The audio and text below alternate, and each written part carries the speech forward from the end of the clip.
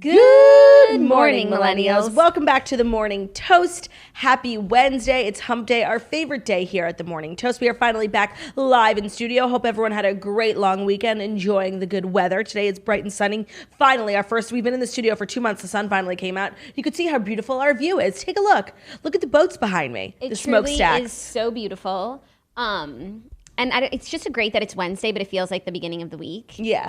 Oh, I mean, the fact that this was a short week is truly like, what did we do to be so blessed?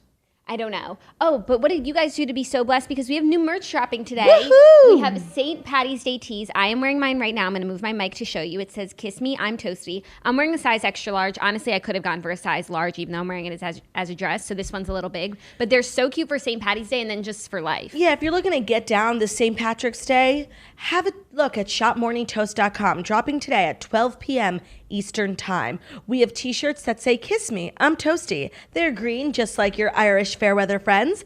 And I think that everyone needs one. I agree. If I see you on the streets of New York being a drunk mess, not wearing a toasty "Kiss me, I'm Irish" t-shirt, then we are no longer friends. Totally. Also, they are available for pre-order, so you can get as many, whatever size that you want. They'll ship in 2 weeks, and everyone will get what they get, and they don't get upset. Woohoo! We also have a few items left from our previous subgroup merch drops, which were the Tipsy Toasters flasks, which are so cute. They're pink flasks. You need them for St. Patrick's Day also, so that you don't get arrested. It's a bundle deal for having an open container. And then we have another bundle deal, which is our Hot and Toasty merch, which is a pair of undies that come with 3 condoms, toasty condoms. So check it out, shopmorningtoast.com. The other subgroup merch stuff is up right now, but these "Kiss Me, I'm Toasty" shirts will be up at 12 p.m. Eastern Time, so shortly after our show wraps today. So enjoy the show, get your merch, and then go have lunch, which rocks. Which rocks. We actually have a great show today. Why, actually, we always have a great show. No, but sometimes the stories I'm like not so excited about. Yeah, we both watch Vanderpump Rules, and there's a lot to discuss. There's a lot to discuss. We're doing Dear Toasters. Theo's here. He has so much energy. We're doing Dear Toasters. I got my fancy cards. If you're watching live, you see I look like Dr. Phil, Andy Cohen. I'm very excited about my curds. It's very, very exciting. It's all very exciting. We have new film on our windows. We have our new couches. The show is really just shaping up to be, a big competitor in the daytime space. I totally agree. These couches are so comfortable. Yeah. I just feel like it's really going to enhance our performance. Yeah, we actually have 2 more couch pieces coming, but they're not here yet. But you know what? We can't wait for life. We have to start without it. We also have a new rug coming I'm really excited about. I just think it's an exciting time to be a toaster. Speaking of which, get your merch. It does come in time for St. Patrick's Day, so you don't have to plan an outfit. This is the whole shebang. Yeah, you actually look like you are going right after this to Molly's Pub. No, I really look like I'm going to like a day party, and I'm going to get down. I think now that we have this merch, I'm sorry, but I think we have to darty. I know you don't like to darty, but I think we have to. I love to darty. I prefer not these days. No. I will still take a darty. I prefer it over a nighttime event every single time. Yeah, because I can drink a lot and then I have time to have my hangover before I go to sleep. I wake up feeling like $1 million. Okay, so should we darty this weekend? St. Patrick's Day is like next month. No, but like you said, you love it so much. Let's do it this weekend. Okay, but I mean, there's like darting in the city is very sad. Oh my God, it's pathetic. You stumble out of a bar and you're and drunk everyone's like going to work. No, and it's like you just walk into a pile of trash. Yeah, there's no sunshine. Vacation darting is one of my favorite activities. It's one of the highlights of life. Do we have to take a vacation? I guess that's what it means. I do think that we should take a vacation regardless. I think we just all should be taking more vacations. We were actually supposed to be on vacation this week, but we decided to cancel our honeymoons and go to work for the toast. So I think we should do just that. I think so too. I think, we can get right into it. We're going to recap Vanderpump Rules. Very topical episode. I feel like we're going to have a very heavy discussion. I think we might as well. People on Twitter are having very heavy discussions. Oh, I haven't looked at Twitter. I hopped online to see what people were saying because my love of Bravo and my love of talking about cancel culture are now finally converging into one. And I wanted to see what people were saying. And there was a mixed bag, but a lot of people are just assuming Brittany and Jax feel the way that their pastor feels. And I feel like to blame someone for what someone they know says is one of the most dangerous things you could do. It's not fair. But how could they, I haven't seen anything, but how could people really think that? No, they really do. That's so crazy. But we'll talk about it. So without further ado, it is time. Is it? Yep. I hung up our clock the other day, so let me check the clock, even though I can't see it from here. But I think the clock is what it's saying is that it's time. The clock doesn't have numbers on it. I have no clue. First of all, what a dumb fucking clock, okay? No, it's just like a circle with two numbers. Hands. With 2 hands, right? So I think it's about 9:45. And I can literally barely tell the time when there are numbers. So now that there's not, I believe that this clock is saying it's 10:30. Yeah, that actually makes sense. It's very confusing. I think like telling time. Do they still teach kids how to tell time, like on an analog clock? I hope so. I'm sure that they do. If they're still teaching them how to like write and use script. That's true. I don't think they are teaching them how to write script. That's really sad. I can't wait to like how have are they going to write their wedding thank you cards? I can't wait to have a kid and then like see what's changed in elementary school. In the curriculum. Yeah. But then I think as a parent, like you get really heated about what your kids are being taught. But do you think that kids are like being allowed to use calculators more than we were? Because they can't make the argument that you're never going to have a calculator in your pocket. I have a calculator in my pocket, literally in my hand at all times. So I wonder if they're letting kids use the TI-83 a little bit more. Ooh, I don't know. That's a good question, but we'll never know because our kids are going to be homeschooled. Are they? Yeah, because they're never leaving the house. Yeah. Oh, right. Oh my God, my kid's never leaving the house. And which reminds me, I have to get my dental degree, and I have to get quickly to medical school. Yeah, but we have Dr. Fichemin for all of their internal needs. I want to get like a 12-year-old on the show, sit them down, and be like, "What do you do all day?" Yeah, I think it would be really sad. What do they teach? Yeah, I know. I think it would be too. Because they just make up TikToks. Well, that's not sad to me, but I think they are on their phones with their big headphones on. Wait, renegade. But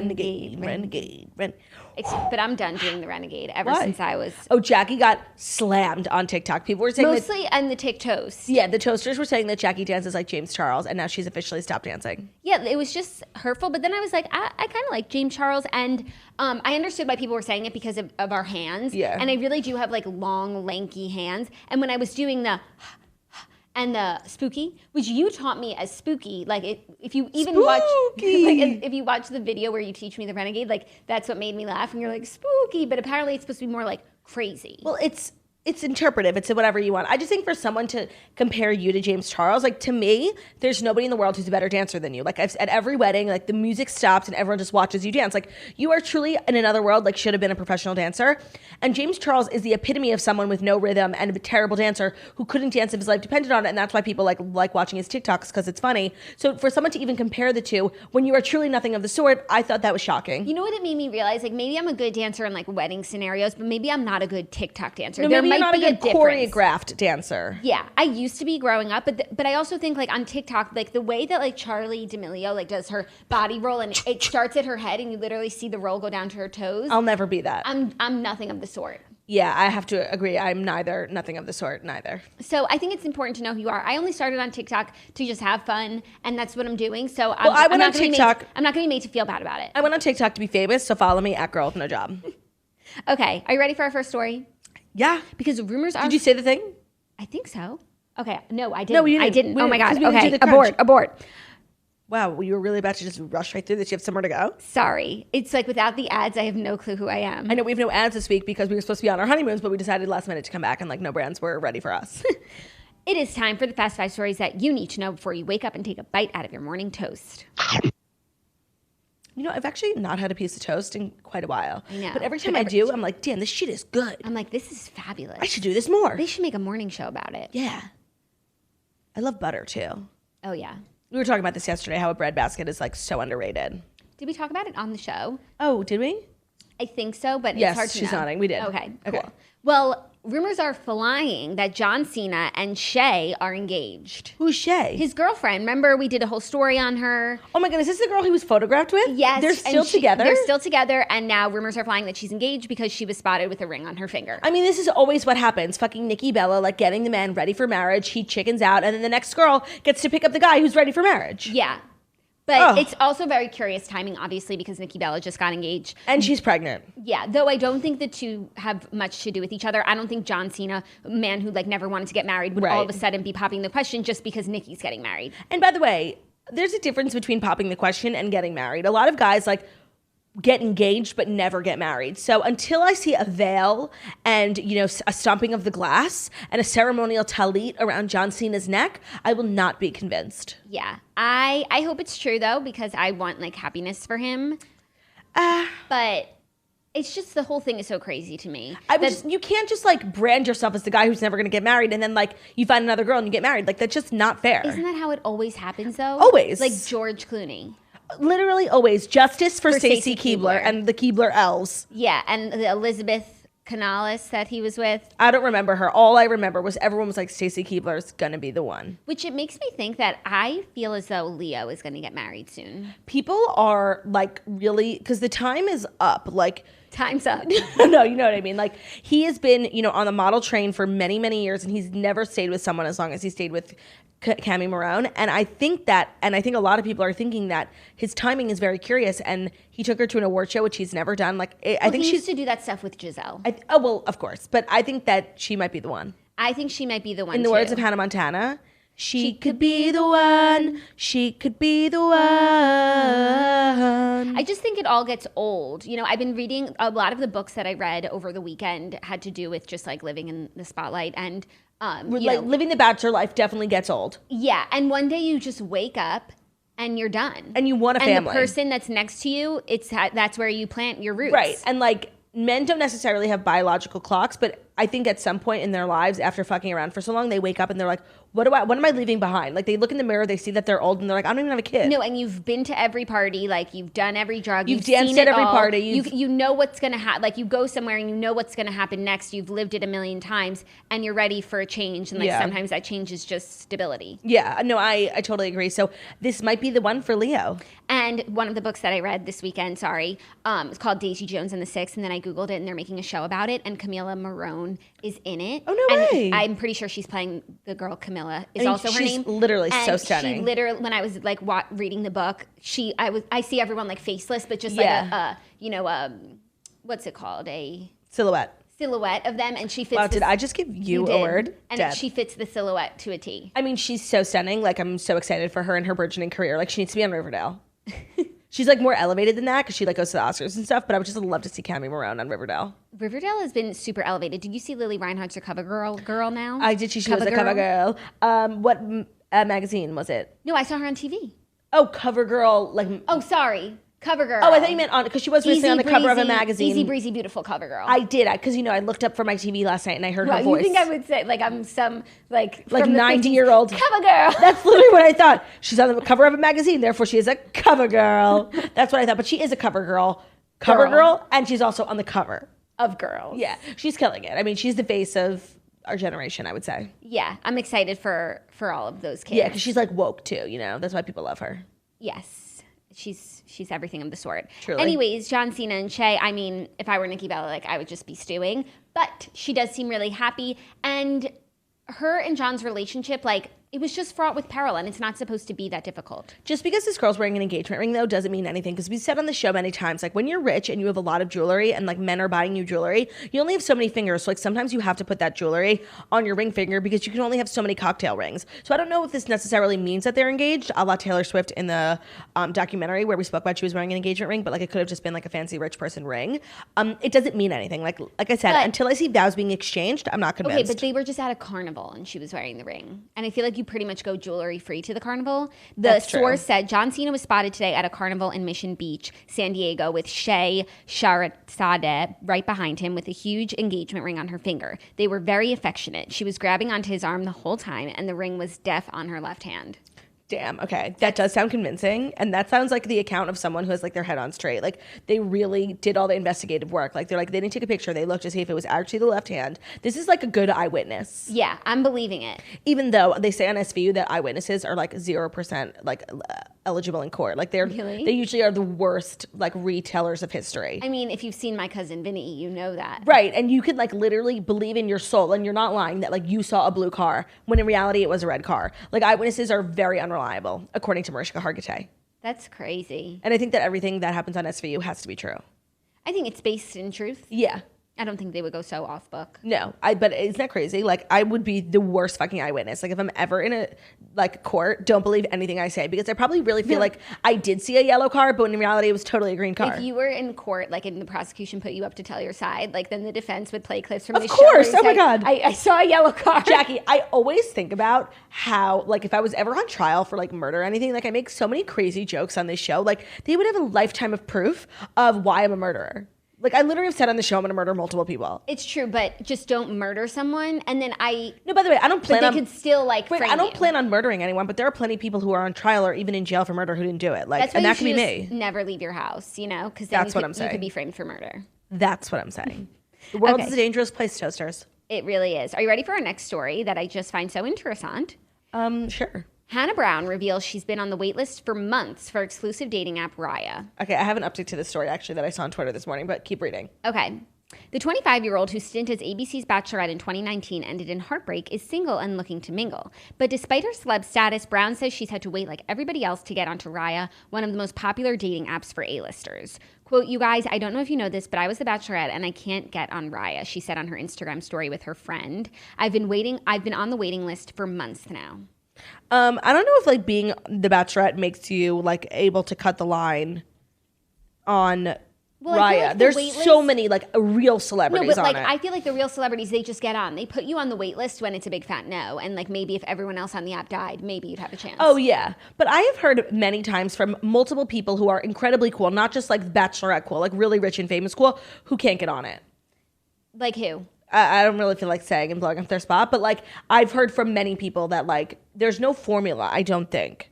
That's so crazy. I in the I beginning think they of get Raya, inundated with requests. at the beginning of Raya, it was based on like how many followers you have, but also the quality of followers. Like, do cool people follow you? Right. And you have bots like running around. So Patty Stanger this morning was tweeting about this Bachelorette thing. And Patty Stanger must have been like slighted by Raya because she like keeps tweeting about them. And she was tweeting that Stassi got kicked off of Raya, but I'm sure that's because she's engaged. No, you get kicked off if you talk about Raya publicly. Oh, is that true? Yeah, you're not. It's like Fight Club. Like you can't talk about it. So obviously Hannah Brown is never getting on at this point. But Right. even when like I know Amanda Stanton, when she was on Bachelor in Paradise, she talked about Raya, but she said celebrity dating app. She wouldn't say Raya because that's how you get kicked off. Got it. So Patty Stanger's like on a mission against Raya because they only let in men. And she's like tweeting up a storm like Raya is a big deal. Frankly, it's the same 10 guys over and over again. They don't want to get new people. I want to create an app so women can date quality men. Like she's obviously thirsting out for it. But I thought it was interesting that she said Stassi got kicked off. But I thought she probably got kicked off because she was engaged. No, Is I engaged. feel like she probably talked about it. Maybe. Maybe. I don't know, but that's Oh, so it's like the Fight Club. vibe. Yeah, First rule. That's the vibe I've gotten. Got it. Well, this is not the first time I've heard of someone cool getting waitlisted on Raya, and I think Hannah Brown just ensured that she'll never get on Raya Yeah. because now everyone's talking about it. Must be hard. Like, what is she going to do? Go on any other dating app? Like, No, she can't go on apps. how? Even, by the way, even Raya, when you get on, I don't really know anyone who's successfully met on Raya. Like, whenever I'm with someone who's on Raya, I, like, beg them to let me swipe on it.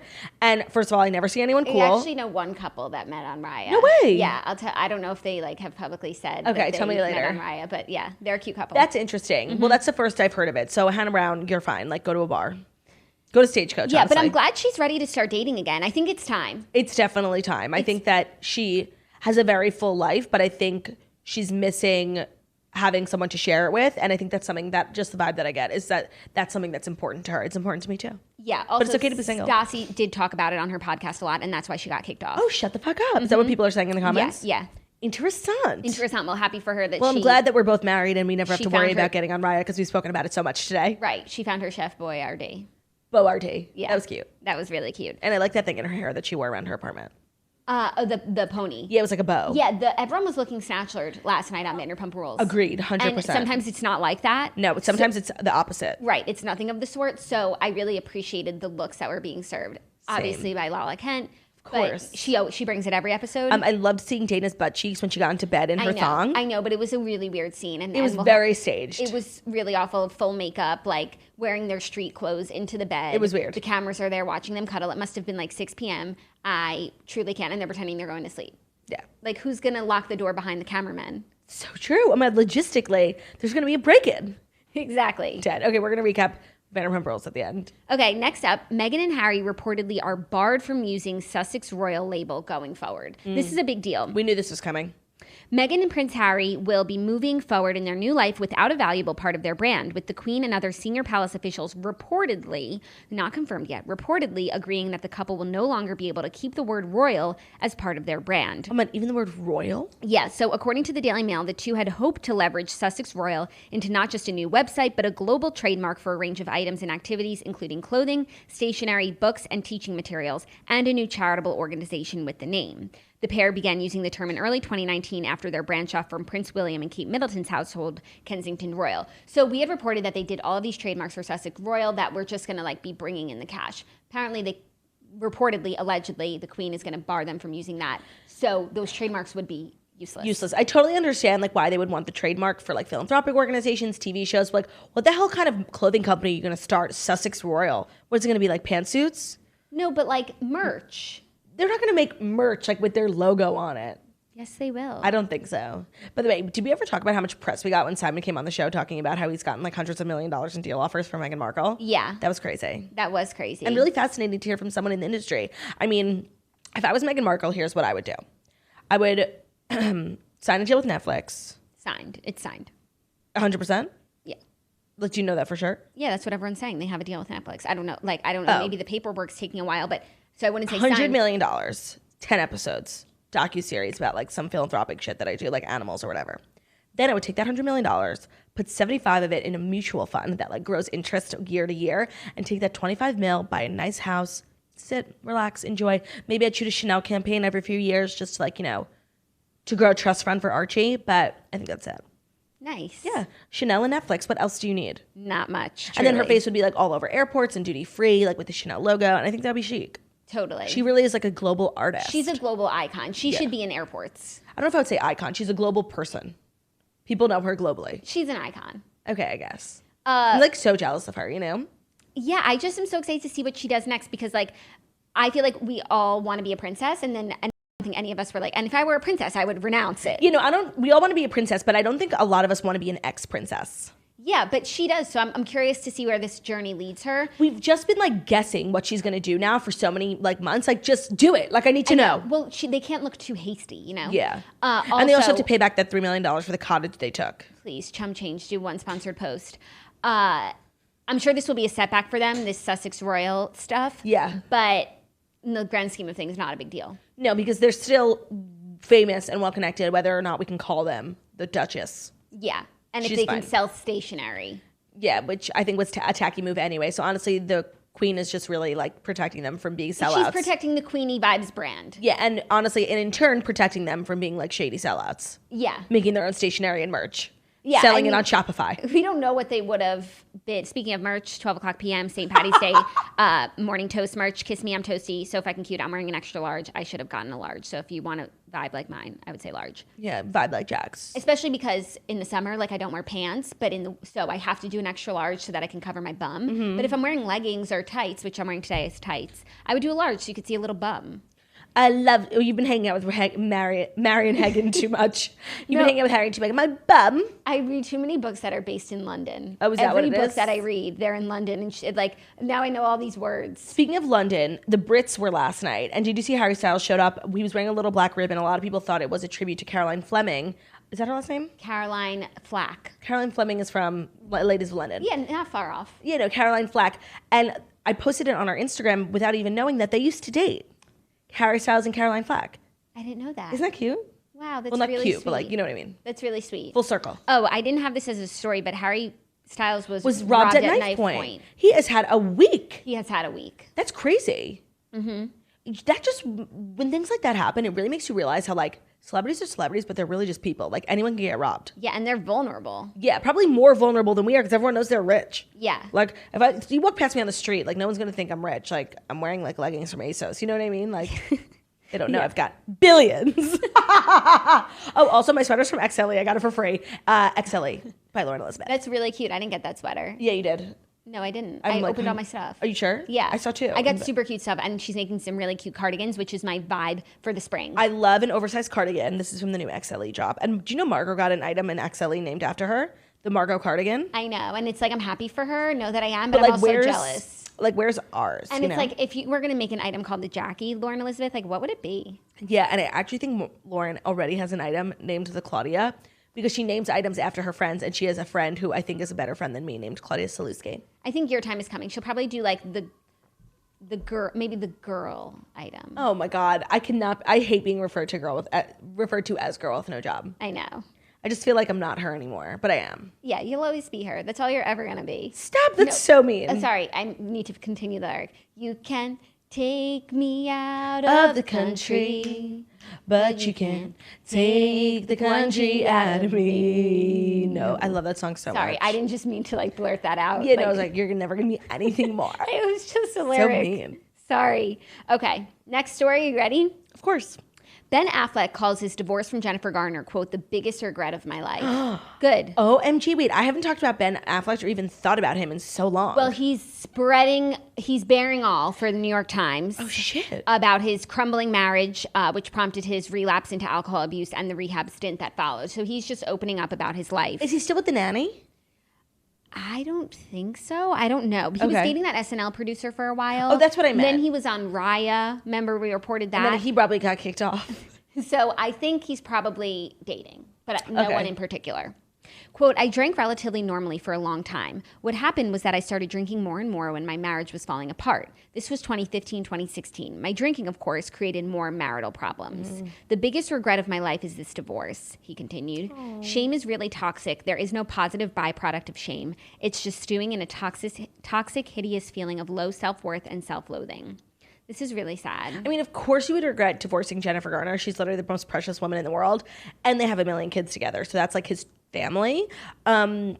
This is sad. You know, I've been hearing a lot, and it's Ben Affleck, and I've heard Chrissy Teigen talk about it a lot, John Mayer talking about it a lot, and I was just reading about it because I started Jessica Simpson's memoir about how, like, celebrities, like, they don't start out alcoholics. Like, they just start out drinking, and then it spirals so much, and, like, little things in their life, like, make them drink, like, a little bit more and, like, a little bit earlier, and then all of a sudden, they're just, like, drinking so much. I feel like I'm, like, getting there. Like, I really do. No. Yeah, I feel like I'm drinking too much. I feel like there were times when I used to feel like I was drinking too much, but it just... I think there's a difference. Yeah, I think also, I mean, we were just talking about darting, but like when you're drinking during the day, like in Jessica Simpson's book, when she was like, she always had like a glitter cup with all of her, when she would like go pick up her kids at school, like crazy shit. That's when you know it's like getting to a point. But I just think it's so interesting how so many celebrities are becoming self-aware enough and are really, I've been hearing like more than ever, more celebrities becoming sober, which I think is great. Yeah. It was like in this book I read. Daisy Jones and the Six, where she like drinks and does a lot of drugs to mask the pain, but then also at a certain point, like drugs and alcohol make everything more emotional, more heightened. And when you take that all away and you're just left with the problem, it's sometimes like it accelerates everything. Yeah, but then it's like if you're drinking just to party and then like you're the last one at the party, that's when you know it's also time to stop. You know, like the oldest person at the party. Yeah, like all the kids have gone home. I don't see age like on this show. Yeah, I watched an episode of Shark Tank yesterday. So did I. An old one.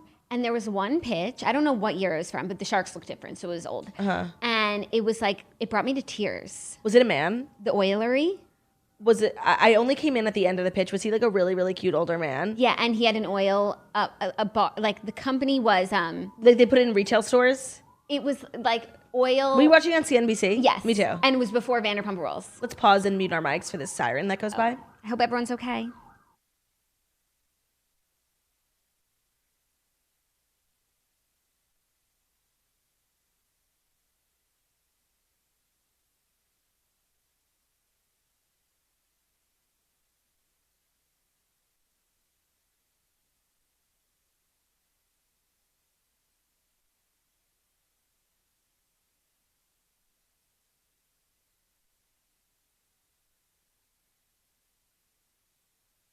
We're good. Okay. What was I saying? I was in the Shark Tank episode. Oh, yes. This company called the Oilery, where it's basically like an oil bar full of olive oils, where you can taste different olive oils, and like, because usually you just buy extra virgin olive oil at the store, but it's really a sensory experience. Jackie, I saw the episode. Oh my God. And I was crying too when he didn't get a deal, and he jumped into his wife's arms. And he left. He was so strong throughout. He had such a good pitch. It was a really good idea. Even they loved him. Mark loved him, but no one could really help him except Mr. Wonderful, who was being too much of a snob to like go for this concept, right? Like saying how New Yorkers would never go for this, and he's only had success because he goes to like bumfuck places where they've never tasted olive oil. That's when Shark Tank is like a little, it's getting too big for its own bridges, because a lot of these investors, they can't relate to like these regular people problems because they haven't had to change their own stocks in 10 years. So they don't know that you need a stock changing device, you know, like they're just not real people. And I think sometimes it hinders them from really understanding how good a product could be. And that's frustrating. Totally. So the Sharks respected him. He had really built something great. And he had been through like so many financial issues in the past, and like his like water being turned off, his electricity being turned off. Oh my God, I loved him. Oh my God. And he didn't get a deal, and he was so polite. And then he left and he started crying. And then I was crying. But Mark said something really, really nice to him at the end. He was like, we call a lot of people on the show Shark Tank gold diggers because they come on the show with no intention of actually getting a deal, but they just want the exposure that this show gives them. And like, it's frustrating for us, for people who like aren't actually here for the right reasons. And he was like, you're literally the opposite of that. Like, you're going to come on here and get so much exposure, and I'm so happy for that, and I want you, but like, I actually can't help you. It was so sad. I actually turned it on literally at the exact same time. It was so sad. So I had weird. to turn it off after that. No, I was just like, this is too much for me. Literally me too. Wow. And then I started watching The Biggest Loser, which is, I cannot explain how excited I am that The Biggest Loser is back on TV. Me and Olivia used to watch that show every single week when it was on NBC, and you would just cry and cry and cry. And now it's back on USA, which I think is a perfect fit for it. And they found such cute people. Like, I'm loving it. But you know, when I think about the formula of the TV show, it's kind of fucked up that they send people home every week, because those people are really there to like get better. And I guess it keeps them like trying their hardest, because the idea of going home and not being able to lose more weight, like with the help of the trainers and the fitness and whatever, it sucks. But like, it just kind of sucks that like these people are really, a lot of them are on like the brink of death. Like, they tell them all their medical conditions and then they send them home. Like, if they lose the least. Oh. Like, the fact that someone goes home every week is like kind of fucked Yeah, up. they should be able to go somewhere where they're not on the show, but they can continue their journey. Or it's like a, you know, Like Big Brother, how they like keep you. but also like a halfway Yeah, but house so what situation. they do is that there's like $100,000 prize for whoever wins, but then there's an at-home prize. So you're supposed to go home and keep at it. Oh, that's and you can great. win $25,000 as opposed to I think the $100,000 that you win if you stay and make it all the way. That's great. Yeah, it is. But like, every time they send someone home, it's like everyone cries because they don't want this person to go home. Obviously because they like them, but more so because like they need to be here. Yeah. So it was like making me sad, the show. Yeah, that's like you know, a flaw in the system. Yeah, and so Bob, who was one of the old trainers, is now the host of it, and they have two new like Instagram trainers, and the Instagram trainers like have their own storyline, and honestly, like, I'm just not here for it. It's like the worst part of the show. They're like 25, 30, and they're like crying when it's just like, it's not about you, girlfriend. Like, No. Go back to the contestants. Like, they're so interesting. Yeah, that's like when they make Project Runway about the models. But it's just not. No. That's a perfect analogy, Jackie. But Okay. I just want to say, major shout out to Biggest Loser. I'm so glad it's back. Fifth and final story is something that I think is so exciting.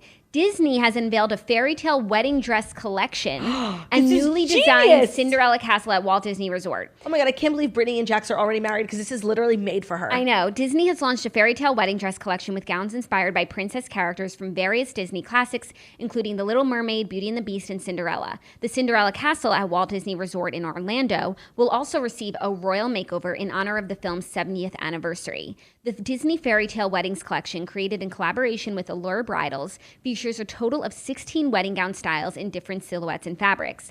The designs all capture, quote, the style and spirit of Disney princess characters such as Ariel, Aurora, Belle, Jasmine, Cinderella, Pocahontas, Rapunzel, Tiana, and Snow White, according to a statement from Allure Brides. I mean, this is literally the cutest thing ever. I can't believe that no one has thought of this before. I think this is going to be very successful and like so sweet. Like, every girl's like, I want to be a princess at my wedding. And like, now you could literally get a princess wedding dress. Totally. They'll be priced from $3,500 to $10,000 and available Excuse me? exclusively at Kleinfeld Bridal. Oh my God, what a great partnership. This is so exciting. I'm like mad that I'm already married. Yeah, we should go try them on. Oh my God, totally. That would be great. Also, if they're going to do like an influencer campaign to like promote these dresses, they should really have Brittany They should, but Cartwright she is already married. is already married, so we need like an engaged princess. Yeah. Meghan Markle.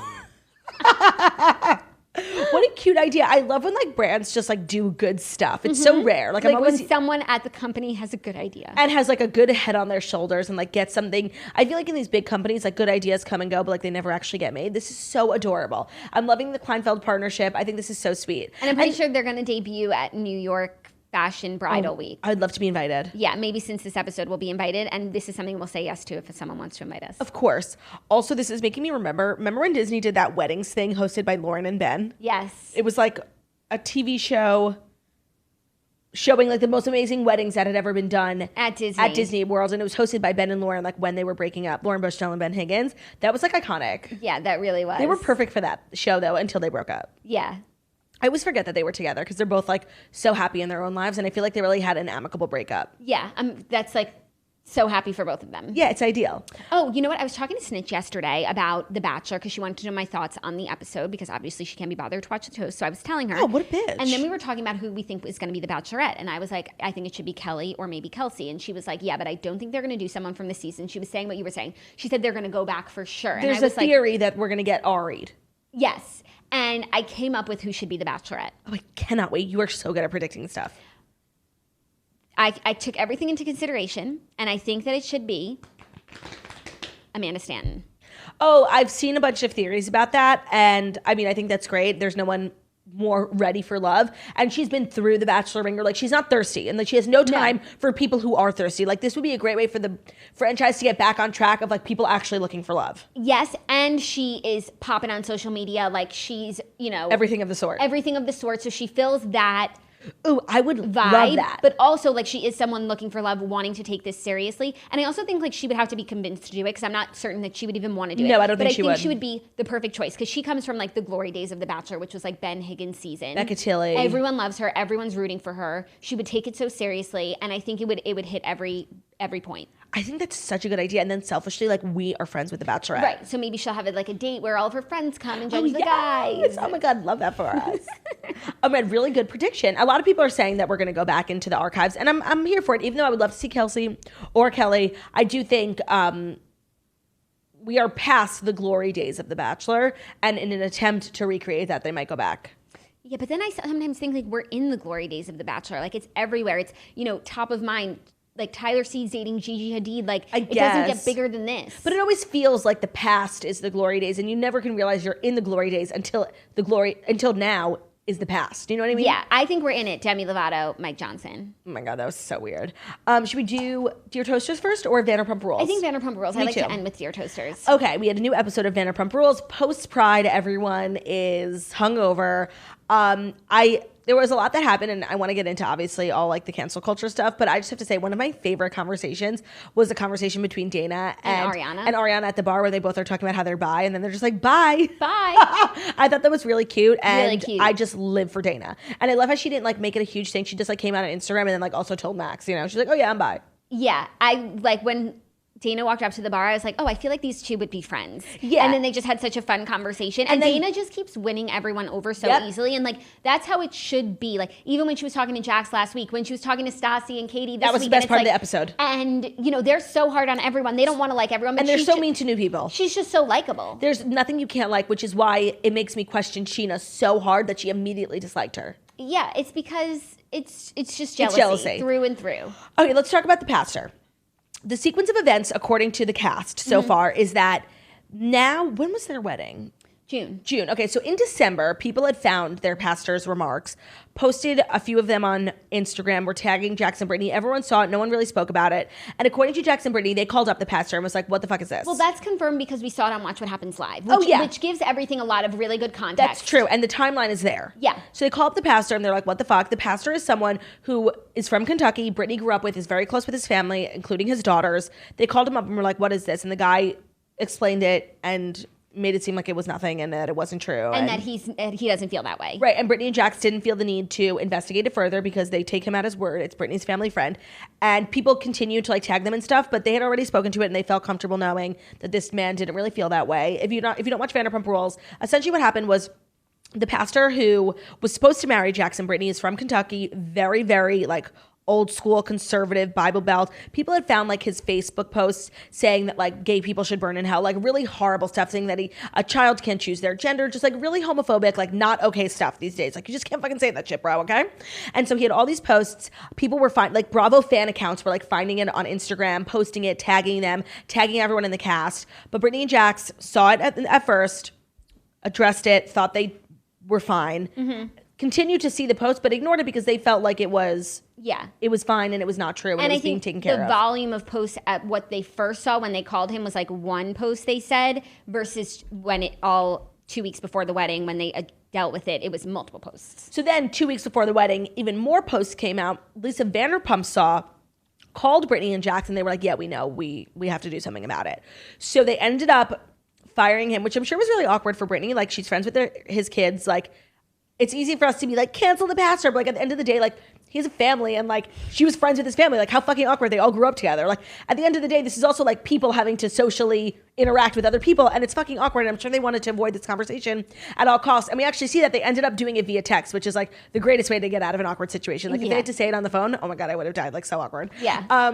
Just let him know, like, don't show up. Right. So they canceled the pastor, and this was the day before Britney's bridal shower. So they had the bridal shower. Britney like really didn't want to talk about it because she's very hell bent on her special time not being interrupted with anything other than happiness for her and Jackson, whether that deals with the pastor or her and Jackson's past. She just does not want to be inundated. She's like happy to have her head in the clouds and not be talking about anything that's negative, whether it is about the pastor, whether it's about faith. Like she just doesn't want any of that shit. Yeah. Which is understandable. But a lot of the girls I think were getting frustrated with her, like come back down to earth. Like there's stuff going on down here. Yeah. They canceled the pastor. Everyone, Lala, Ariana, a lot of the girls were like annoyed at first that like they weren't doing anything, but then they did the right thing and everyone was like, okay, good. Yeah. But for some reason, Sandoval and Ariana like wouldn't get past the fact that it took, like if it were them, they would have handled it differently and they would have handled it even faster than Jackson Brittany did. That it took Lisa calling them for them to do something about it. So when they're all at Peter's birthday, Sandoval and Ariana are talking about it. Sandoval pulls Jax over and is like, why did it take Lisa? And Jax just gets up immediately and has no time for it because I'm sure it was really frustrating to like be in a situation where a lot of people are assuming that Jackson Brittany might be homophobic because someone they know is homophobic. And like, you can't blame someone for what someone else does or says. Like, that's just not. And I think also what we lose in watching the show is the context of like the whole world is like inundating them. And so it's not just the conversation going on with their friends and they don't want to talk about it. It's like they're dealing with this on a much bigger scale and their friends should have their back. And by the time Tom Sandoval says something to Jax, it's already been dealt with and handled and they did the right thing. And so why are you bringing it up again? And it's like, in that moment, like Tom Sandoval was trying to make them look bad, like Stassi said, like trying to cancel them. Yeah. And Tom Sandoval had said for months they were seeing all these things. Why isn't Jackson Brittany doing something? And that was the time to say something. Not after when it's been too resolved. Late. Yeah. No, it's not even too late. Like it's done. It's over. Like there was months long period where you could have like had your time to say something, and which by the way, you would have had every right to say something. Of course, but now you're saying it when it's already been handled and now we're on camera. It just seems like their intention wasn't 100% pure. Like if they're genuinely like upset, like Ariana is a member of the LGBTQ plus community. Like she has every right to be upset and offended by what the pastor said. But to me, like the timing of them coming for Jackson Brittany just doesn't seem like they're genuinely like mad and want to help, heal the community. It seems like they're just trying to make them look bad. Yeah. And so I did understand why Jackson Brittany got so heated because also friends don't do that. And you know what? If they were friends, they would have pulled them aside earlier, been like, hey, we've seen this. Seems like you should do something about it. Even though they weren't filming at that time, like that's what you do as a friend. Right. So coming on when the timing doesn't make sense and coming for them on camera just makes it seem like their intentions weren't genuine in wanting to like teach Jackson Brittany or explain or make the situation better. I just didn't think that it was genuine. And I'm really glad all the girls had Brittany's back because Brittany, like, okay, and I've been seeing things on Twitter, people thinking Jackson Brittany are homophobic. Like, okay, Jax definitely says shit that's crazy all the time, but like, there's literally no way they're homophobic. They live in West Hollywood. And Brittany's best friend is Zach. He's gay. Like, it makes no sense. And I just think that to hold someone accountable for what someone they know does or says is a very dangerous spiral. Like, that's just not, you can only be responsible for what you do and what you say. Yeah. And I think they did the right thing. They definitely did the right thing. Do I wish they did it earlier and didn't just believe what the pastor said in December? Sure, but whatever. Yeah, but like Jack said, like he's the pastor. He didn't think that he would lie to them. Jack is like, it's a pastor. It was all very genuinely like naive of them to be like, he's a pastor. What do you mean? Like he's always going to say the right thing, Yeah. So of course, if it were me, would I have handled it differently? Yes. Do I fault them for handling it the way that they did? No, they ended up doing the right thing. Mm-hmm. Now they get Lance Bass to officiate their wedding, and I think it's fine. I think it's fine. Also, the best part about this episode was that it was titled "It's Not About the Pastor." Shut up! Mm-hmm. Oh my God, whoever came up with that is a genius. Genius.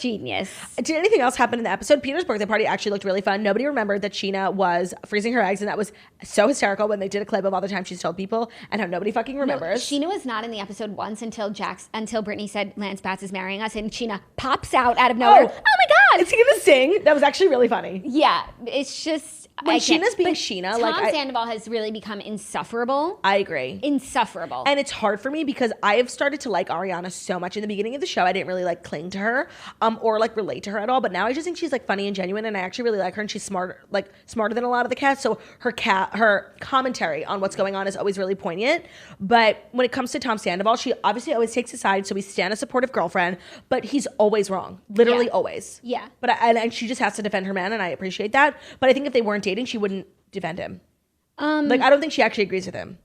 Yeah, but that's part of being in a relationship, and she wants to be a united front, and I respect that. I think she agreed with him this episode about the Jackson Brittany stuff, and even when he went to say something after the fact, like I think she felt like that was the right thing to do.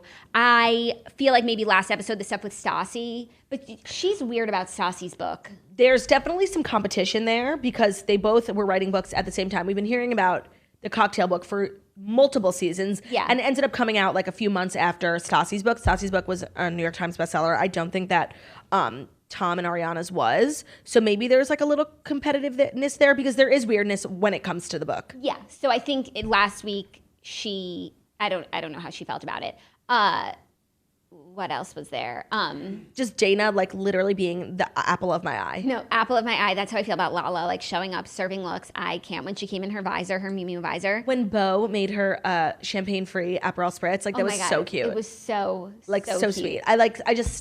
And I feel like this was actually a really good episode, mostly because they were talking about some like really heavy topics. But it also was a good episode in the way that it integrated the old guard and the new. Jackson. I mean, though I don't James think, and Raquel.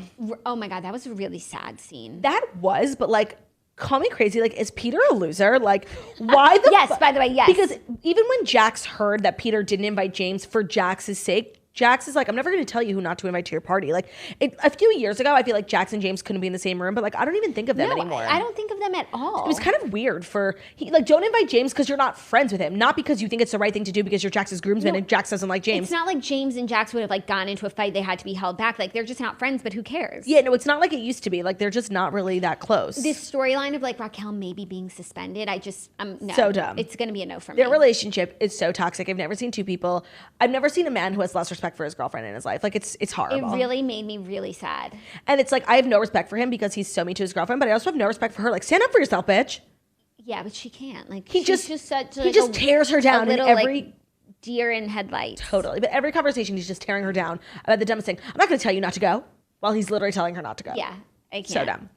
Okay, well, great episode. Love Vanderpump Rules. Let's jump into Dear Toasters, which is our weekly advice segment. We do it every Wednesday. If you are new here and you want to write us an email us at deartoasters@gmail.com. We always keep it anonymous, and we like to talk about what you need us to talk about. You need advice on girlfriend, boyfriend, whatever. Let us know. The weirder, the better. So let's jump right in. I have my new cards, so like I'm really excited about these cards. Okay, number 1.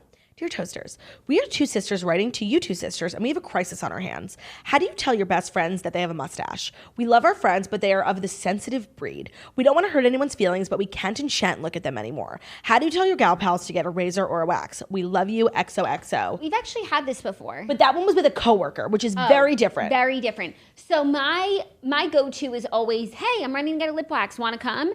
And like if they say no, be like, you should come.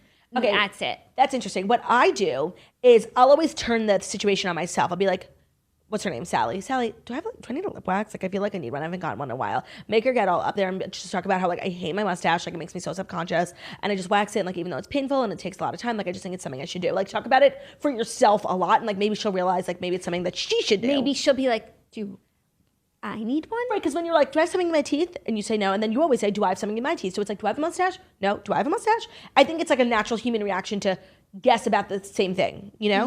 Yeah. Maybe. Or you could write a letter that says like, Dear Sam, you have a mustache. This is a tough thing because like, people are weird about body hair. You know, some people like to grow it out. They think it's empowering as a feminist thing, but mustaches are different. Yeah. No, but also like this person's your friend. You would know if this was a statement that they were making, you know? Yeah. They would like, that's something that you would talk about. She'd be like, I don't like, that would be part of her ethos. Like, yeah, you would know that about her. Totally. Like if she has hairy armpits, then you know she's going to grow out her mustache. But she would probably talk about her hairy armpits and be like, I feel empowered. All right, next up. Dear Toasters, please help me solve the mystery that is my best friend's deep, dark secret. Let's start with some background. I've had an amazing group of girlfriends since middle school, aka we've known each other for 15 years. Needless to say, we've been through everything and have shared most almost everything with each other until recently. We've also stayed pretty close to lots of friends from middle school and high school. I even married a guy from a town over. Now to the mystery. One of the girls in our girl group, let's call her Donna, recently started dating my husband's best friend. Let's call him John. They've always had a weird relationship, but seemingly seem perfect for each other. Now, one random day, the group chat gets a text from Donna saying she broke it off with John and she can't tell us why. She said, "Do not ask me about this. It's something between the two of us that we are not speaking about." Okay, fine. Totally understand keeping it personal, but now every day since the both of them have been moping around and get super weird and defensive if anyone even brings up relationships. Now she's asking for advice as to what to do, but won't tell us the mysterious secret. What the actual fuck? Do we keep trying to figure this out? How do we even respond without knowing? Also, what the fuck could it be? Please help. Hashtag the power of the toast. I would just be like, straight up, I can't help you if I don't know the details. Yeah, you want something from me? I need something from you. Like, I would love to help you. I need even, not the whole story, I need the gist. What's the topic? Like, what do you think it is? I have no idea. People are weird, but like I kind of have like a really morbid idea. What? I feel like, no, I don't want to say it. It's like so fucked up. Okay, so I'll say it. I feel like maybe like he like hit her or something, you know? Oh. And like it's, obviously she had to leave, but like she doesn't want to like embarrass him for like being a woman abuser. Like that's the vibe I get. Ooh, interesting. Like what could be something so weird that you wouldn't, or bad or embarrassing, that you wouldn't tell your girlfriends why you broke up with your boyfriend? Like even if you cheated, like that happens, you know? Yeah. I don't know, maybe. I know it's like so morbid for my mind to go there, but that is where it went when I was reading it. Interesting. Well, if that's the case, then you definitely should try and get it out of her because she needs someone to talk to. Yeah, but good for her for bouncing. Because you have to, ladies. Third and final. Claudia and Jackie, I've been having a lot of anxiety about the situation recently, so I'm writing this attempt for advice and help. I nanny for a family for the past 2 years. I absolutely love them. We're like a family now. I also house sit for them when they travel, which is almost once every 2 months so they can go visit their grandparents in Florida. However, one of the kids just slipped to me that there are cameras throughout the house and even showed me them. Oh my God. At first I thought this is fine because I do nothing wrong. However, thinking about it more, there's a big issue. When the family travels, my boyfriend stays with me at their house because I get scared being alone. The family knows this and they're fine with it. However, my boyfriend and I have had sex in this house many times while house sitting over the past 2 years. Do they have a sex tape of me? When would they have watched it? Although I love this family, many people, including my friends and family, have mentioned to me that the father acts very flirty towards me due to comments he makes. I personally have never thought that way and always told people they were crazy. However, now that I realize it is possible that this family has a video of me having sex, I'm nervous about the father watching it due to how many people have said that he tries flirting with me. I've been sick to my stomach for days. I can't eat or sleep. I feel violated. I don't know what to do. Help. Oh my God. Honestly, I feel like you're like literally this whole situation's in your head. Like I feel like you have a nice thing going with the family. Like don't fuck it up. Stop having sex with your boyfriend the one night that you house sit. Okay, you can have sex in your own house and just I think the dad is just being friendly. Like to me, like this is us like making a mountain out of a molehill. It seems like a good situation. Like you have a good thing going. Aside from the dad making her uncomfortable, I feel like this is a very normal thing. But no, by the way, like, she wasn't uncomfortable until people are like, "Isn't he weird?" And she's like, "Maybe," but she didn't feel uncomfortable. Okay, so she thought he was being friendly. They have a good thing. Aside from that element, I actually feel like that's a very real thing. Like even when you stay at an Airbnb, sometimes like the home will have cameras, even if they're outside. Like if it's a nice vacation house, like you might have sex like outside by the pool, like and they will have footage of you having sex. I don't think that people who have cameras in their home, unless they're like really fucking creepy, they don't watch the footage unless something happens that requires them to go back and get footage. Like if there's a break-in, something goes missing. So I don't think the family watches this footage, but if it does give you a pit, then just don't have sex there anymore. Jackie, I thought the same thing because this weekend me and Margot stayed at TPG's apartment in and Miami. Even if you're not having sex, like you walk around the house naked. Right, obviously me and Margot were not having sex, but right. I was walking around without pants and I was like, I wonder if there's a camera because we weren't even staying in his bedroom. We were staying in the guest bedroom. But I was just thinking, like, I'm going to put on pants because, like, there might be a camera. And I think that's something that a lot of people struggle with, especially when it comes to Airbnbs. So my advice to this girl would be, they're definitely not watching you have sex. Like, but do stop having sex. Like, now that you know the cameras. If it worries you, stop. I don't think there was a camera in your bedroom. So if you're having sex on the couch, you shouldn't be doing that anyway in someone else's house. Like, have sex in the bedroom that they gave you because there's definitely no cameras in there. But stop having sex where their kids, like, lie around and play with their toys. Don't have sex on someone's couch. Agreed. Like, that is egregious. So stop having sex in public places.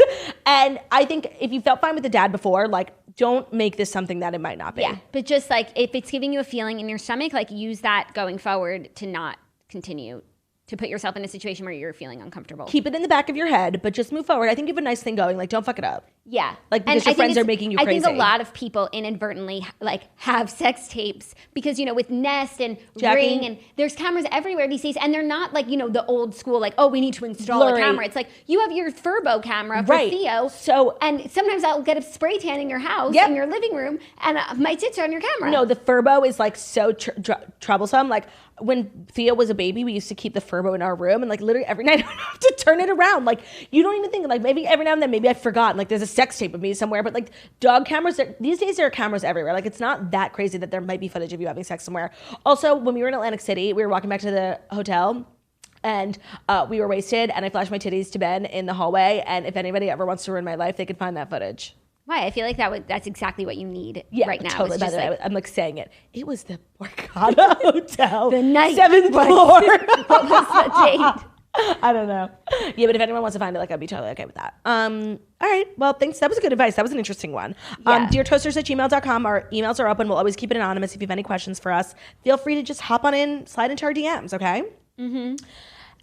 Anything else before we let everyone go? Merch is dropping at noon Eastern time. The shopmorningtoast.com, St. Patty's special. Pre-order. You'll get them in 2 weeks. Before St. Patrick's Day. Of course. Any size, any quantity that you want. They're really so cute. I mean, we made them for St. Patrick's Day, but they're really just to have year-round because you should be kissed because you're toasty. Yeah. Tomorrow is Thursday, and on Friday of this week, we're going to be joined by toaster and fellow model Emily Didonato, which is very exciting. If you have questions for her, we'll put up a guest card on our Instagram at The Morning Toast. Follow us. We're almost at 200,000 followers. So The Morning Toast. Follow us. Maybe like leave a comment. Share with your friend. Power of the Toast. We need to get more toasters. Like, share with your friend, okay? Mm-hmm. Thank you so much for listening to The Morning Toast, the Millennial Morning Show, where you go live Monday through Friday, 10:30 a.m. Eastern Time on YouTube. We're also available as podcasts anywhere podcasts can be found. So Spotify, iTunes, Stitcher, Public Radio, iHeartRadio, CastBox, all the places, wherever you choose to listen to podcasts. Find us, The Morning Toast. Hi, how are you? Leave a comment, subscribe, 5 stars, maybe a comment about how beautiful, stunning, and smart we are. I don't know. We love you guys so much. Thank you so much for listening. Have an amazing day. We'll see you tomorrow.